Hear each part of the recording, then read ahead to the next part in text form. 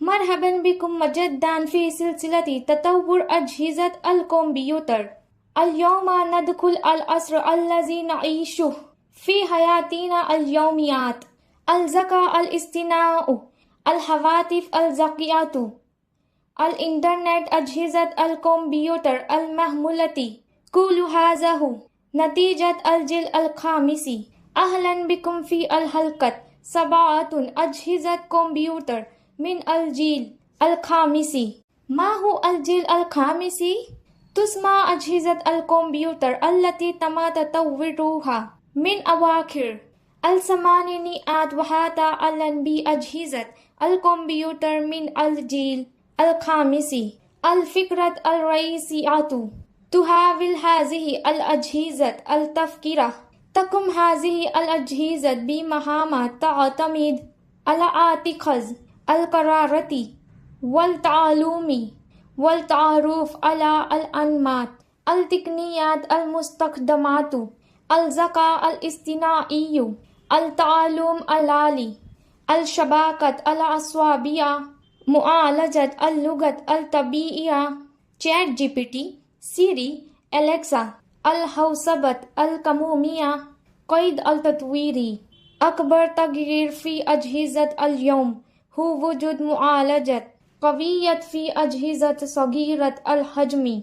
أمثلة: الهواتف الذكية، جهاز كمبيوتر في جيبك، أجهزة الكمبيوتر المحمولة، محطة أعمال متنقلة، أجهزة التلفزيون الذكية، شاشات متصلة بالإنترنت، الساعات الذكية، الصحة والتواصل الألكتروني، أجهزة إنترنت الأشياء، المنازل الذكية، الإضاءة، المراوح، كاميرا المراقبة، أنظمة التشغيل الآلي.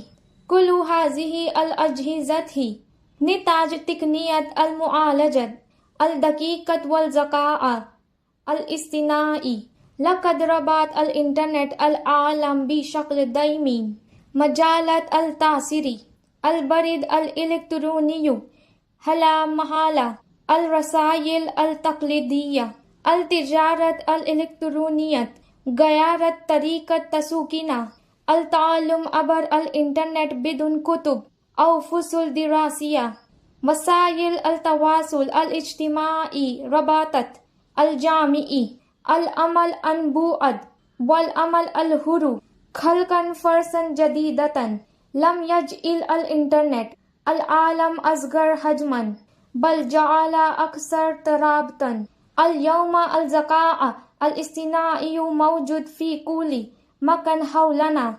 خرائط Google تتنبأ بحركة المرور، YouTube يقترح مقاطع فيديو، شات جي بي تي يجيب ويكتب ويحل المشكلات، السيارات ذاتية القيادة تحلل الطرق. اتباع الذكاء الاصطناعي يساعد في تشخيص الأمراض. باختصار، لم تعد أجهزة الكمبيوتر تقتصر على الحسابات فقط بل أصبحت تفهم أيضا القيود الحالية، مخاوف تتعلق بالخصوصية والأمن، الخوف من أتمتة الوظائف، الاعتماد المفرط على التكنولوجيا، المخاطر الأخلاقية، التزييف العميق، سوء الاستخدام. لقد نقلتنا أجهزة الكمبيوتر من الجيل الخامس إلى المستقبل الرقمي، لكن الجيل القادم سيكون أكثر تطورا وتقدما. أجهزة الكمبيوتر العمومية وعالم يعتمد كليا على الذكاء الاصطناعي. في الحلقة 8 سنتناول المستقبل الجيل السادس: أجهزة الكمبيوتر العملاقة العمومية والذكاء الاصطناعي. أعجبوا بالفيديو، شاركوها واشتركوا في القناة، ونراكم في الحلقة 8.